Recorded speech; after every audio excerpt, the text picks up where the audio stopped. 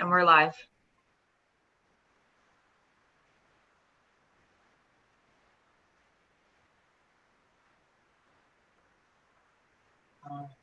Deanna, I'm not sure if you heard me, but we're live. Looks like she's off. Yep. Let me just pause it for a second. It gets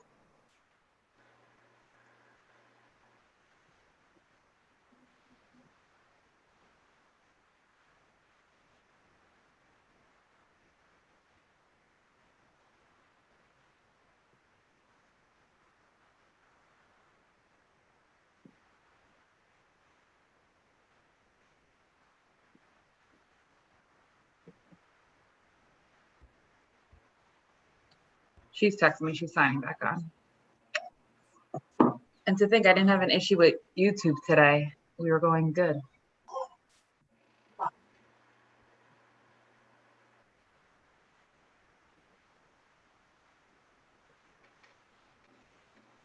Hi, good morning, everyone.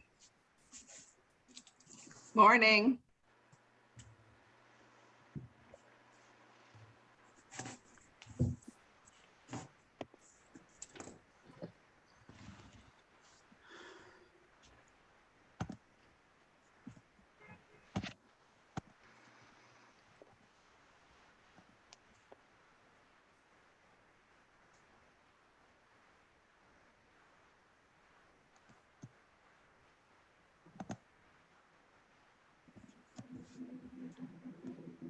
Hey, Teresa, we're just waiting for Deanna. She just dropped off. She's getting back on. I paused our recording for a minute.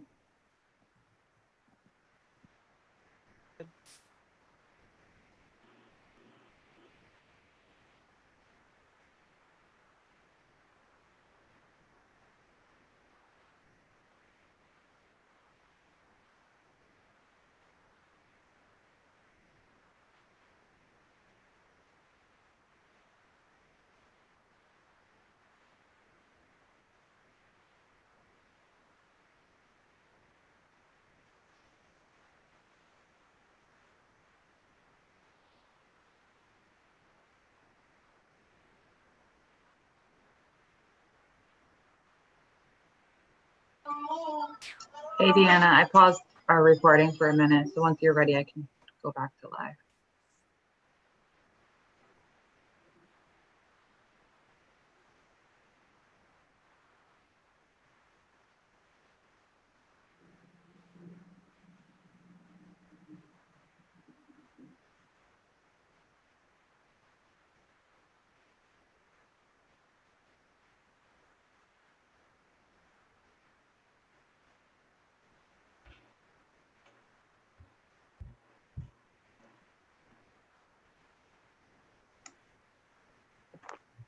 Hi, everyone. Can you hear me? Yes, we can. I'm sorry, guys. The hotspot's not working either. And so I have to leave my video off. If you're ready, I can go back to unpause. I paused us for a second since we were live already. Okay. All right. So are we live now or? Now we are. Okay. Hi, everyone. Good morning. Let's try this again. I'm sorry. So I guess let's officially call the meeting to order at 8:09. This is Deanna Diamore, Director of Health for the City of Norwalk. I see we have Terry Quell, Board of Health member is here, Vincent Amaruccio, Board of Health member, Norman Weinberger, Board of Health member, Ken Laline, Board of Health member. So we have a quorum. And we also have Lamont Daniels, Chief of Community Services, and Teresa Argandesi, Health Educator, who is present, and Megan Fogno. Megan Fogno. She officially changed her last name on as well from the Health Department. So good morning, everyone. The first item on the agenda is the approval of the September 22nd, 2020 meeting minutes. Do we have a motion to approve? So moved. First, Terry. Do we have a second? Norman. Do we have any comments, edits, revisions? All in favor? Aye. Aye. Okay, it passes. Minutes passed. Thank you, everyone. Second item on the agenda is the public participation. I see we have one attendee. Megan, do you want to ask if she can would ask like to speak? Yeah.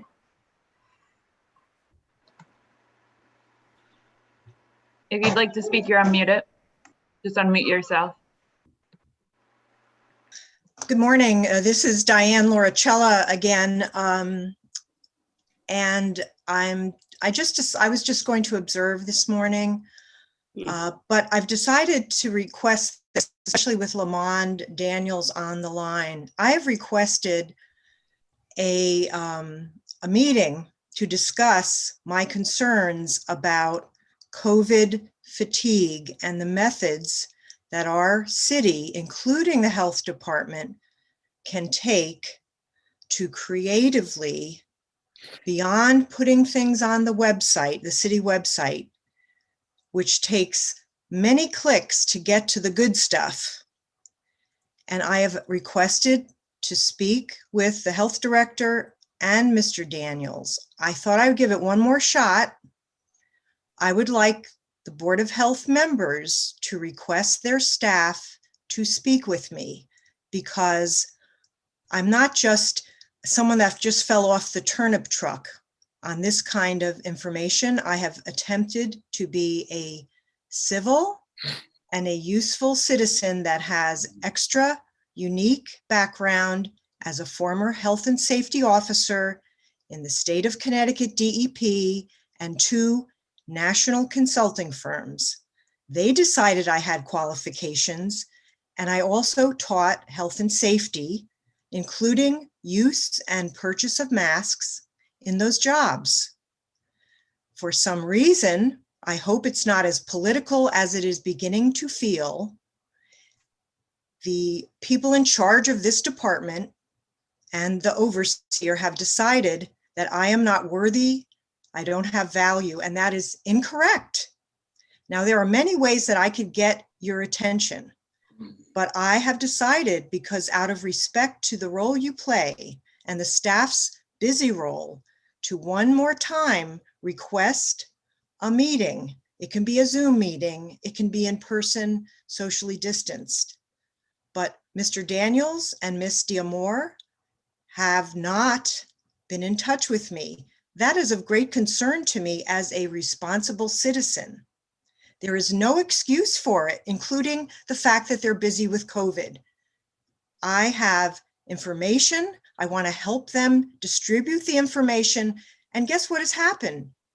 Part of what I had suggested months ago, probably, not even possibly, would help to reduce the infection rate that is now spiking in Norwalk. So the only reason I decided to wake up early is in order for you on the Board of Health, who are appointed by the mayor and the council, to request your staff to speak with a citizen. Now, if that doesn't happen, there are other options I have, but I'd rather make sure we talk to each other civilly. And it's not civil to discount and ignore a citizen, well-meaning and civil. It is just not the way our government is supposed to run. So I ask at this meeting that Mr. Daniels and Miss Diamore be requested to get in touch with me sooner rather than later by the end of the week in order to discuss ways to more creatively and effectively and efficiently inform the citizens. You're going to be told during the director's report, I'm sure, how some people are being hired. We place things on the city website, but look at the city website. The city website is cluttered with symbols of a lot of icons that have nothing to do with COVID. I ask, until we get over this particular crisis, that the IT department exchange the icons for the, I forget what you call it, the symbols at the bottom, the strong city and all the things left from the plan of conservation and development. Instead, exchange that with the good CDC graphics on how to wear a mask, what kind of mask to wear. because to get to those good CDC things, you have to click through it multiple times. And that's just not, most people won't do that. They just won't. And Teresa, I'm sure, would probably agree if she could. But the thing is, the website is not the only way. And the mayor's daily reviews, the public isn't around. They're working when the mayor gives his reviews. We have social media, we have the Nancy on Norwalk, and we have the hour that haven't been utilized for these kind of lessons. So I thank you. I ask again that you request, I mean, I'm saddened to say I have to do this because prior to this current situation, that the health director, even the prior health director, would make an appointment to speak with me. So I'm not sure what's going on along those lines, but the fact that I keep coming to you doesn't mean I'm trying to be a burden. I am trying to help, and it's becoming clear that either Mr. Daniels has decided, or he's being told not to speak with me, and Ms. Diamore, who I had a friendly relationship before PFAS, has decided that my help is not needed. Well, I disagree, and I would like some action. So thank you for your time, all of you.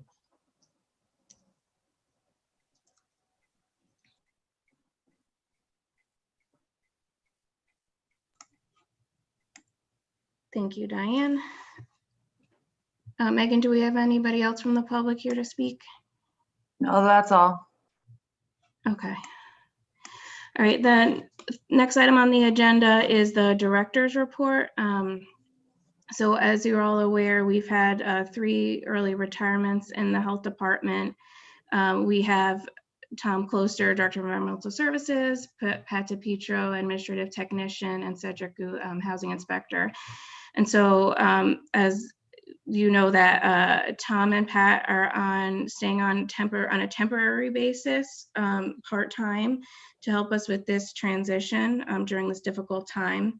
And so just wanted to talk a little bit about in my director's report today about the environmental lab license and the clinical lab license. So you'll recall you helped us transition to operate under the state's clinical lab license, but we've held our own environmental lab license. And so, you know, Pat holds that license for the lab right now. And so we have a lot to think about and to do related to the environmental lab moving forward. So that's going to be another project of ours to figure out. But for now, you know, in this transitional period, while we're, you know, so focused on COVID, we're going to be able to have Pat, you know, temporarily stay on to continue to hold that license for us right now.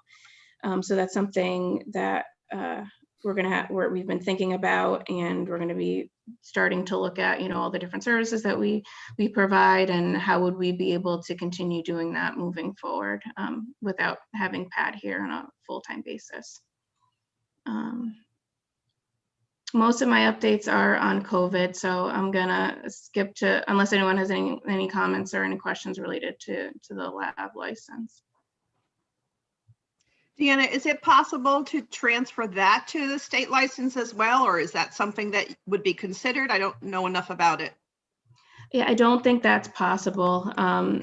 Yeah, we can't, yeah. Okay, just curious. All right, the next item on the agenda is the flu clinic update. So and Teresa and Megan, please chime in, and Lamond as well.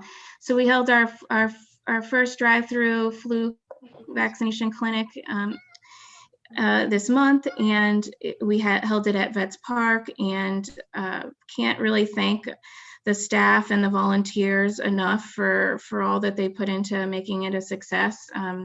We vaccinated over 300 people. We did a throughput number on average. It was 12 minutes in and out.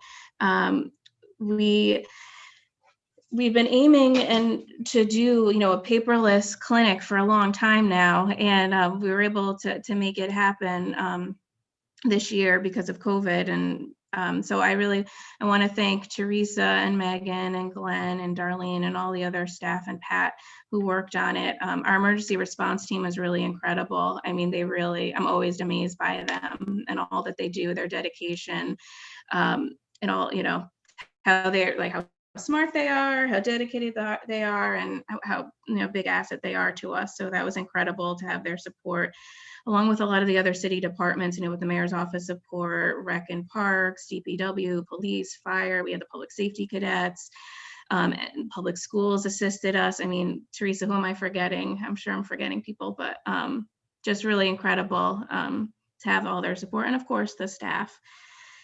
Teresa, Megan, anything you want to add related to the flu clinic?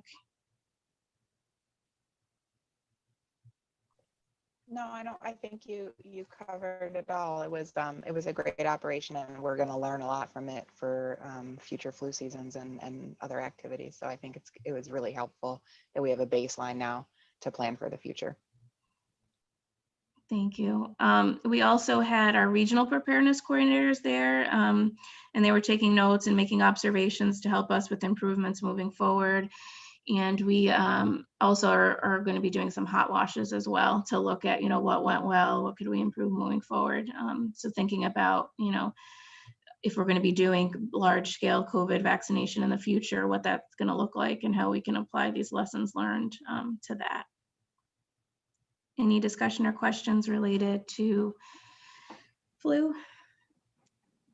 It's Terry Quell. Do you plan on doing any other flu clinics, or are you just doing that one for this year? So we're actually currently looking at, the vaccine that we have left, and we're in the process of bringing on more public health nurses. And so we will see what our staffing capacity is at that point. And then if we're able to do more, we'll plan for it. So we've been thinking about that. Okay, great. I know a couple of people had told me they were considering going down, but then they had checked on the website and the registration was full later in the morning. Okay. So I think there may still be some interest out there. So that would be good if it was a possibility. Okay, great. It's good to hear that. Thank you.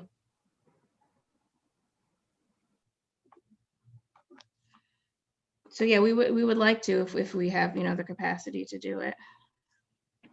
Well, I commend the staff. I can't imagine that must have been overwhelming to coordinate and manage that. And you guys must have worked really hard on that. And I did hear positive reviews. So that's awesome. Thank you, Terry. Appreciate that. Okay. Next on the agenda, the COVID-19 updates. So as we all know, the cases in Norwalk are increasing. The state has established an alert level system for municipalities, and they have a red alert for those that are 15 cases or more per day on average per 100,000 population over a 14-day period. And so Norwalk last week was, we were placed in that category, and we continue to see cases increasing. And there are certain recommendations that the state has provided related to if you're seeing these higher increases. And so recognizing that we were heading in that direction, we've been working really closely with our partners to increase messaging and as well as increase testing capacity within the city. And so we've been working closely with Michelle Gilman from the governor's office, and she's been a great help to us to bring additional testing capacity to Norwalk. We all know that the Day Street Community Health Center, part of Community Health Centers, Inc., has been doing a lot of the testing within the community. They have the contract with the state, and they're able to provide that free PCR testing. And we also have other sites in the community that are providing testing, as well as, Norwalk Community Health Center has been testing their patients. The hospital has been doing testing. And so with Michelle Gilman's support, we've been able to bring on additional testing partners, and thank you to Lamont for pulling a lot of that together and working with our partners as well on it. So we're able to bring Southwest Community Health Center, Optimus has also supported us, Griffin Hospital, and SEMA 4 is a lab that's in Connecticut. They're also able to provide us additional support. And so We have more testing today at Brian McMahon High School, this 3 to 7 today, and we're looking to offer additional testing opportunities this week as well, because we know there's a high interest and a high demand for testing right now. We continue to hear that from our partners, that more and more people are seeking out testing. And we're really trying to encourage people to get the PCR test, especially if they're if they're asymptomatic. There's a lot of people that just want to know if, their status. And so with the antigen test, it's not as accurate as the PCR test, especially when it comes to, having symptoms, and so we're trying to provide more opportunities for the, the gold standard within Norwalk. Lamont, Teresa, Megan, anything you want to talk about related to testing?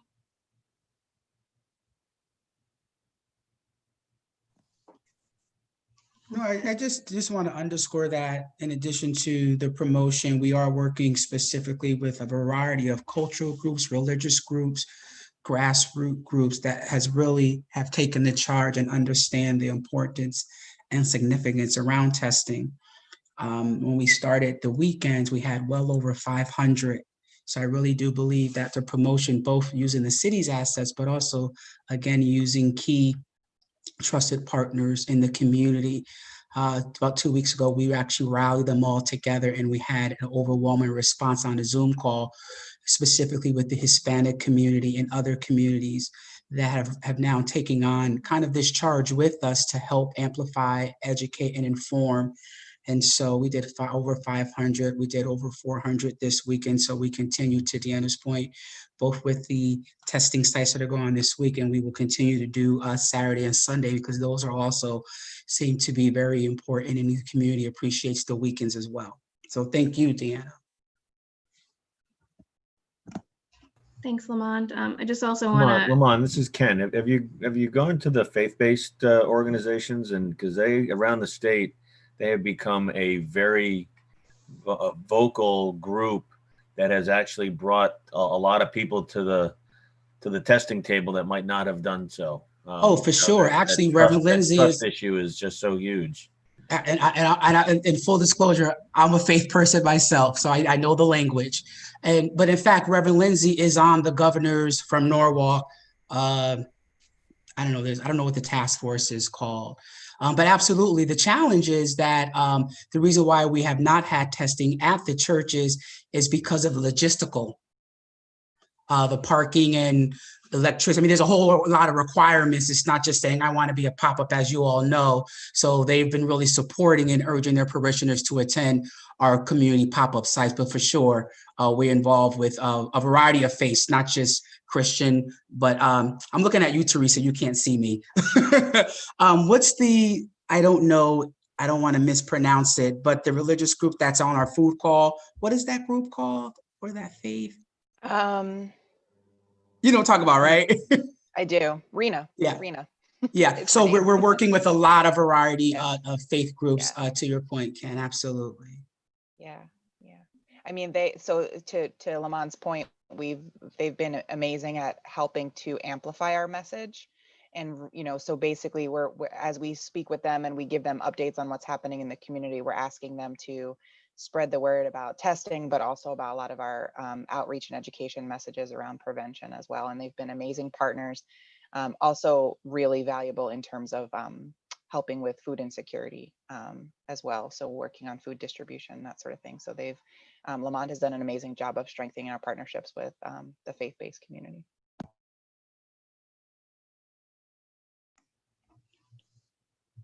I just also want to mention a thank you to Norwalk Community College and Stepping Stones for allowing us to use their locations and their sites for testing. Again, really amazing to see our community partners and the support, that we all have in Norwalk. It's been really, really great. And so we've also been working, we have Thursday meetings where we, get updates from the Norwalk Hospital and the community health centers and AmeriCares and, our various other partners in Norwalk. And we also had a separate call to look at just testing and our strategy. And so we're probably going to bring that group back together again, thinking about now that we're, where we are now, and the increasing demand. So how we can continue to meet the demand for testing. So more to come on that for sure. So in terms of data analysis, we're still analyzing the data locally. We're working closely with the state epidemiologists to better understand trends. And we're also excited that we're going to be bringing on the full-time epidemiologist really soon, hopefully this week, fingers crossed. And so we're excited about that. To continue to identify trends and look at what's going on. Looking at what's going on within Norwalk. And so I just want to talk about some of what's driving some of these numbers. And Teresa, please, and Megan, both Teresa and Megan are doing a lot of the contact tracing work. They're part of that team. We ask questions about, potential exposure activities, and, we noted that many people in the same household are testing positive. And so we're seeing, now where there's more testing capacity and availability, we're seeing multiple members within that same household getting tested and finding out they're positive, versus in the spring when we might not have had, as much testing capacity. So we're definitely continuing to see, spread within households, but we're also having a lot of people reporting to us that they're visiting friends or family for even small social gatherings. And we're finding that's a factor as well. And we know we're hearing that from other towns and cities across the state, that they're seeing that. And we also know that there are some people that just, they don't know where they got it, or where they might have been exposed. So we're really seeing, a variety of trends, and continuing to do the contact tracing work. Teresa, Megan, anything to add related to that? I would say one of the other things we're noticing is a lot of people reporting very, very mild symptoms, or no symptoms at all. And we suspect that may be, part of the driving force, is that in the spring, if someone, people may have been presenting with more serious symptoms, they would isolate away from other people in their homes more quickly. They would stay home from work and take it more seriously because they felt really ill. Now we're hearing, really mild symptoms that mimic seasonal allergies or typical cold that you would find at this exact same time of year. And so I think, what we're finding is it's quite possible that people are inadvertently exposing others, thinking that they don't have COVID, that they have something more mild, or not even noticing that they have anything at all. So, so that's one thing that I think we are trying. I think it's becoming more and more, people are becoming more aware of it now that we're seeing the cases increase, and being a little bit more careful. But I think that may have been something that started, pushing things earlier on. And then the other thing that we're hearing is people got the message that outdoor activity is safer than indoor activity. But in some cases, they felt that meant if they were outside, they didn't have to worry about other mitigation strategies. So people were gathering outside, but maybe not wearing masks, or maybe not staying as far apart as they should from people outside their household. So I think that's kind of speaks to what Deanna's talking about, these small gatherings where people really just wanted some, social interaction, where everybody is from a mental health and a physical health standpoint is fatigued. And so they got the message that outdoor activity was safer, but we think that maybe they may have been a little bit more lax in some of the other mitigation strategies. I don't know, Megan, if there was anything else in your contact tracing that you found. You hit all those points. So a lot of people are, thinking that it was allergies. When you talk to them, they're like, well, I thought I had allergies or a cold. And then also, it's one person in the household at first, and then they thought they had allergies, so they weren't really, isolating away from the rest of the folks. So then a few days later, they're sending, everybody else in their household to get tested, and they're coming back positive. And so it's really important when we do the initial contact tracing that we're collecting all the information of everybody in the household, school-age children, so that we can quarantine everybody in the household early on to help, reduce the spread. So it's, we're working a lot, trying to take as many cases as we can so that we can, get to everybody before they're, exposing other members of their household.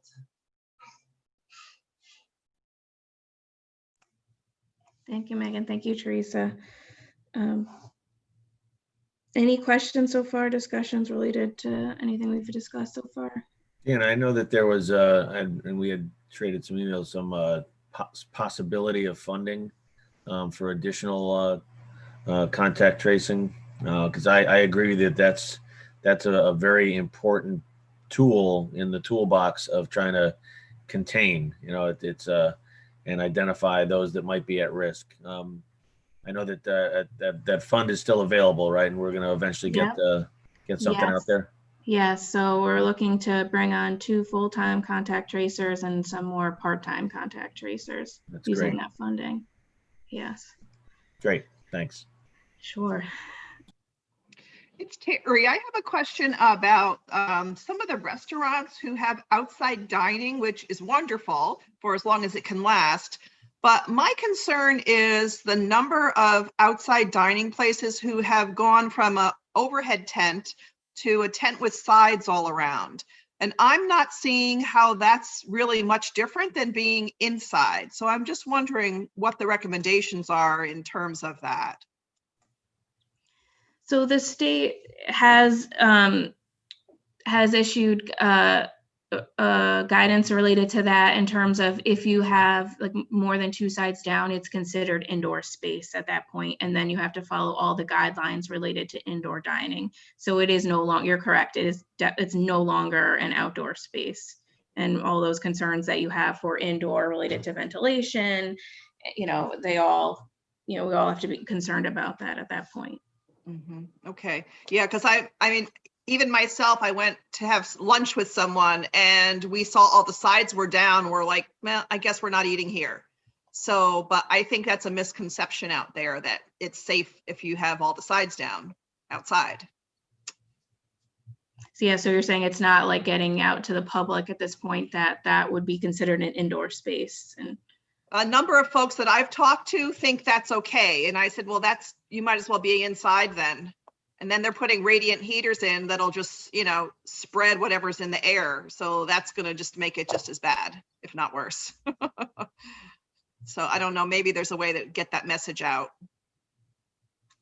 Thanks, Terry.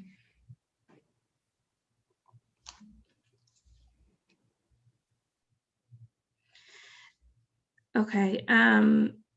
I just want to also mention that related to the contact tracing, we're also working with the state on that and working within their system, and they're providing us support as well. And then we're also, Teresa, can you talk about our partnership with FCA and the community health workers?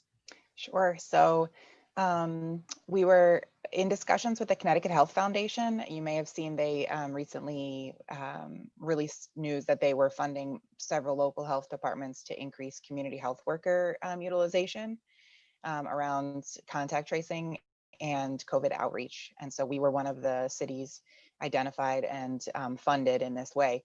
We in Norwalk are partnering with Family and Children's Agency. This is a short-term grant.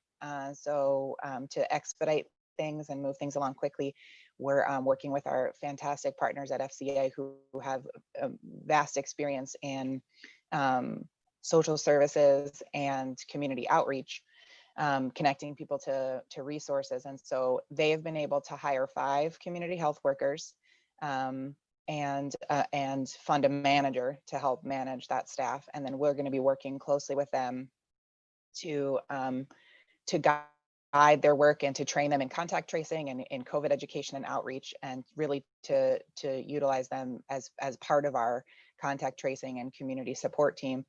One of the goals of this initiative is to make sure that some of the most at-risk folks in our community have access to resources to be able to isolate and quarantine effectively. So that's something that contact tracers are already doing, is asking people about what they need to be able to stay home. Is it income? Is it food? Is it housing? And so the goal of this program is to help the community health workers connect those folks who are cases or contacts with existing community services, either locally, regionally, or at the state level, to help them be able to stay home and isolate or quarantine effectively. And so those 5 community health workers, we've met them, they're part of the team. They're currently in training from one of our third-party partners. And starting probably next week, they're going to start training specifically on contact tracing.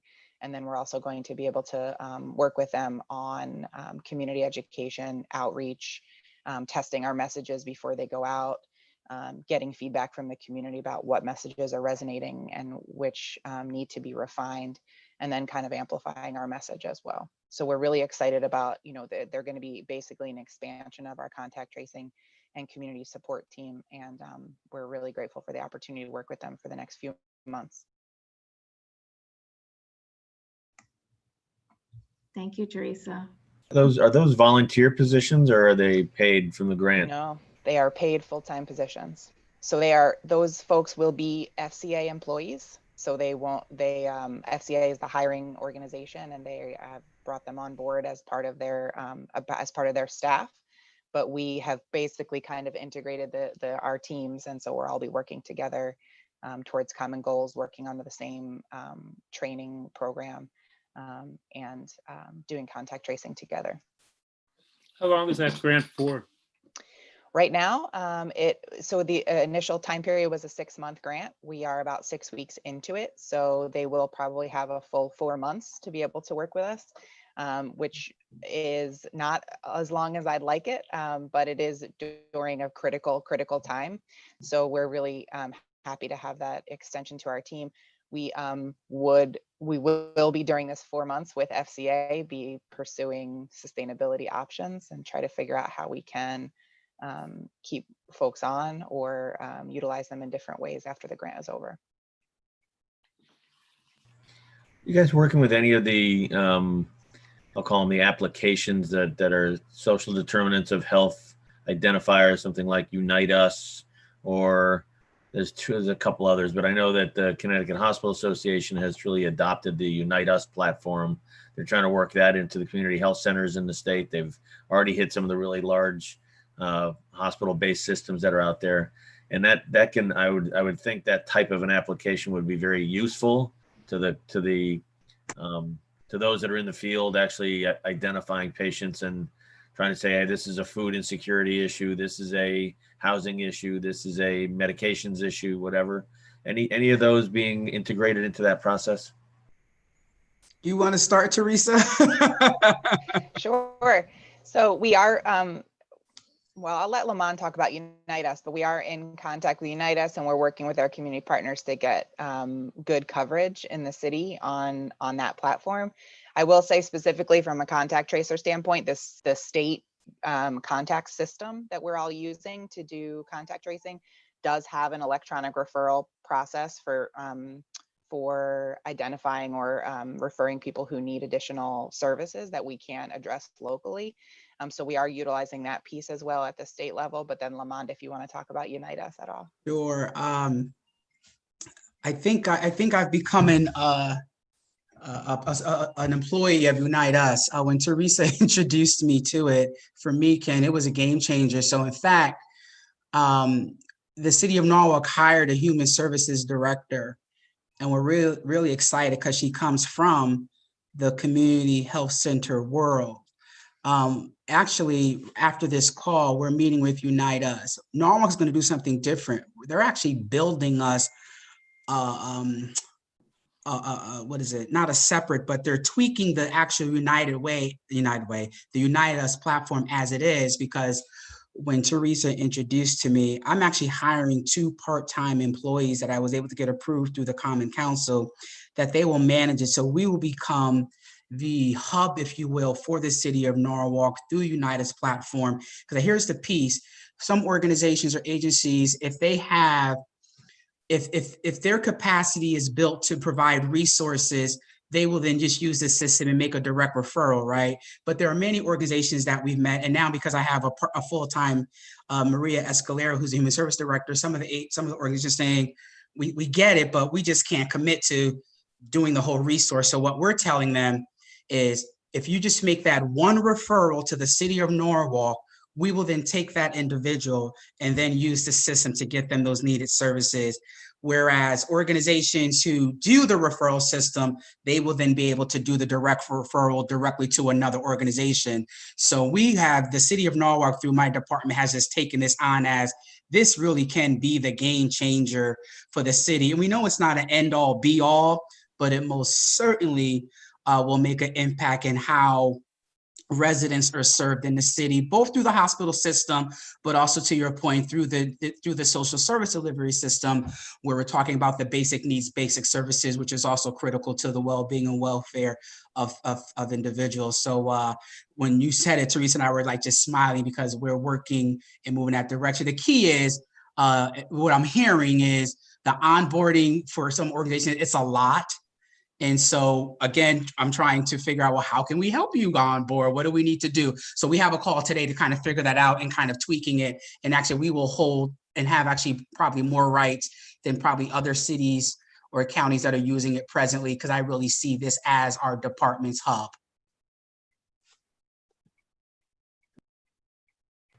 Didn't know I was going to open such a can of worms. Thank you.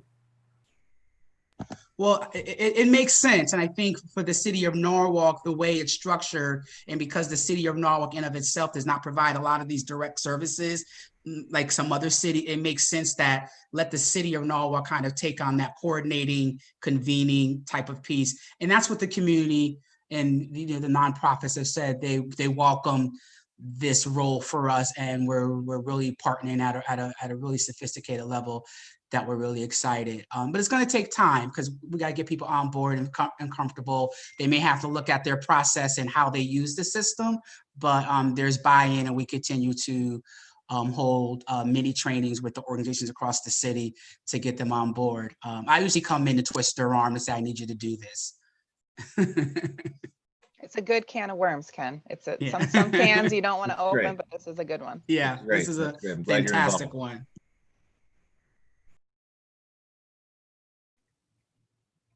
So Teresa, you can't unmute yourself yet. Can you talk about all the communications materials that you're presently working on right now? And we'll be able to release them soon and share an update. Sure. So I spent a little while recently updating our data FAQs. So back in, I think it was April, we put out frequently asked questions about the data that is reported in the mayor's daily briefings.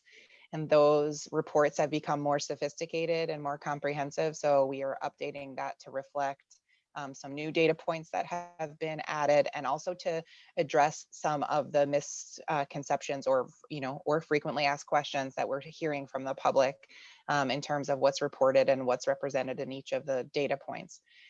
So that's a big piece that we're hoping to get out by the end of the week. Some of the other things that I've been doing verbally and I'm trying to capture electronically in some way is isolation versus quarantine, and some of the complexity associated with that. It's a very complicated subject. I mean, as far as health education topics go. So I have been, I've been joining Lamont's community services calls and the food access calls and other calls to answer questions. And recently I've been doing kind of little primer on each call to help people understand the recommendations, both for their personal understanding, but also, we get questions, dozens of questions a day, specifically just from, early childhood care providers, obviously the school system, employers about, specific scenarios. I have a case in my organization, who do I have to exclude? What about their family members? What about the other people that work with them? So helping people understand, there's the basic isolation and quarantine regulations, but then, or recommendations, but then, helping them apply it to real world scenarios. And so we've had guidance documents and some graphics available for that for a while, but we're looking to update it to reflect some of the feedback that we're getting from the public about what's the most difficult things to understand in those documents.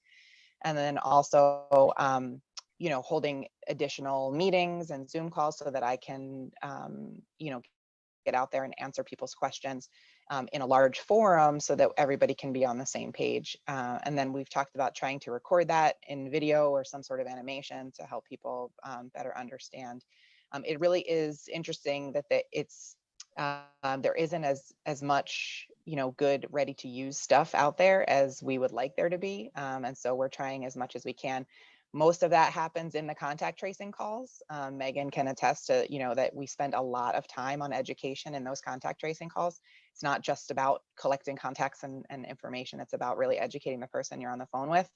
But we're trying to find ways to amplify that message out to the general public as well. So what was I saying? So data, FAQs, isolation versus quarantine. I'm also working on a testing FAQ document or something, really help people understand the most appropriate use for the different kinds of tests and what tests, what the results of tests mean, whether it's PCR, antigen, or we're still getting questions about antibody tests and how they fit into the schema of all that's going on out there. And so I'm trying to work on something to communicate that in print, and then also again to try to convert that into something electronic. I think those were the big things that we're working on, but really it comes down to the same, 3 things that we've been trying to explain to folks all summer. It's the 4 W's, wear your mask, wash your hands, watch your distance, and, avoiding large groups. So really just trying to repeat that message over and over again as much as we can. And that's really how we begin and end all of our community meetings. So these Zoom calls with dozens of community providers, faith-based organizations, food agencies, senior service providers, we begin the meeting with saying, what's going on in Norwalk, and don't forget to wash your hands, wear your mask, and watch your distance. And then that's how we close meetings as well. Just really trying to get that information out to folks.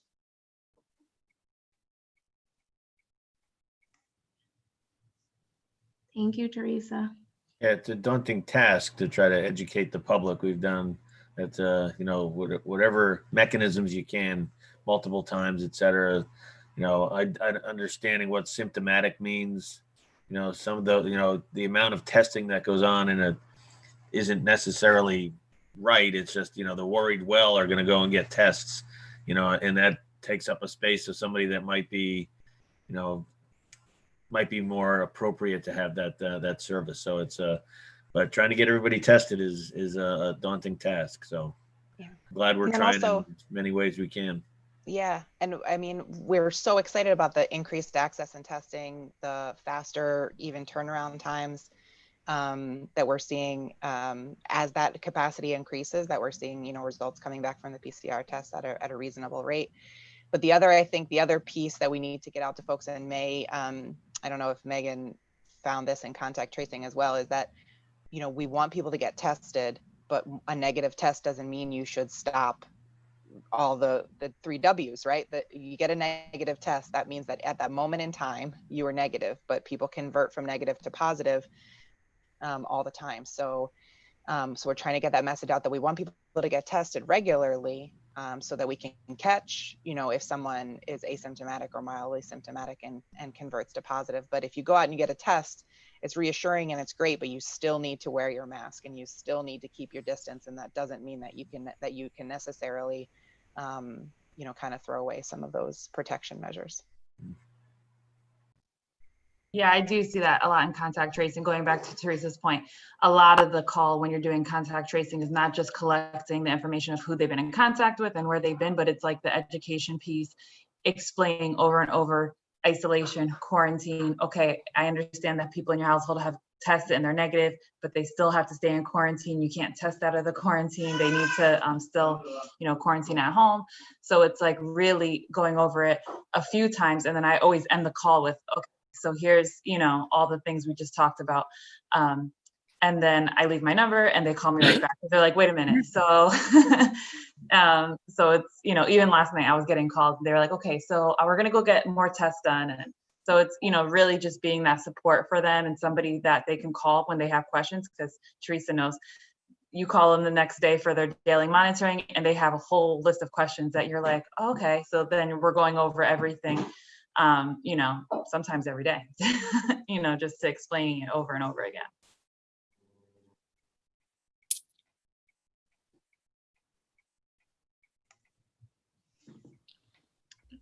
Thank you all. So I know it's 8:54 and we wanted to give a reaccreditation update as well, but anything else related to COVID?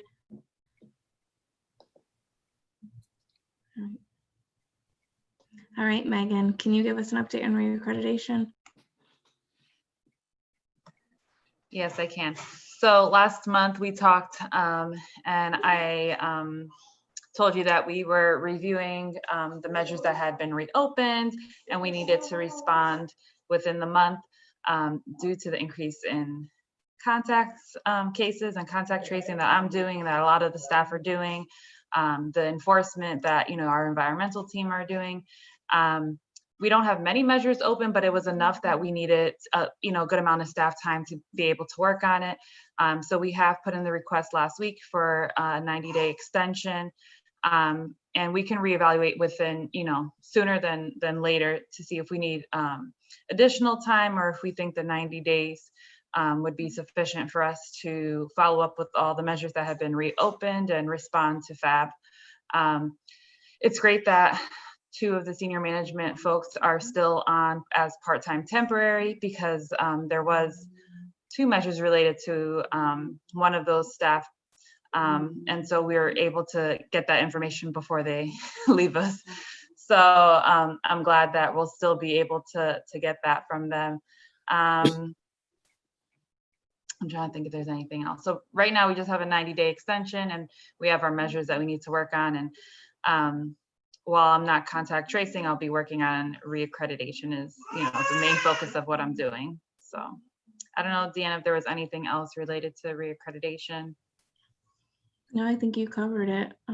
FAB has been really understanding of all, you know, all that we're going through, and, you know, the support that we're providing to our communities and the time commitment. As you all know, I mean, I work every day, all weekend, you know, the staff I hear work evenings. I mean, everyone's been working incredible hours to, you know, to get us through this, so. One thing that I'm not sure if I've left off in other updates about reaccreditation, but if we need or we would like to use any new examples, so usually the day that you hit submit, the examples have to be, that's the timestamp. So if they can go back 5 years or 2, you know, 3 years, depending on what measure. And so you can't use anything new. But with everything going around with COVID, FAB has allowed us to use new examples if they're related to COVID, because they would like to see all the, you know, things that we've been doing.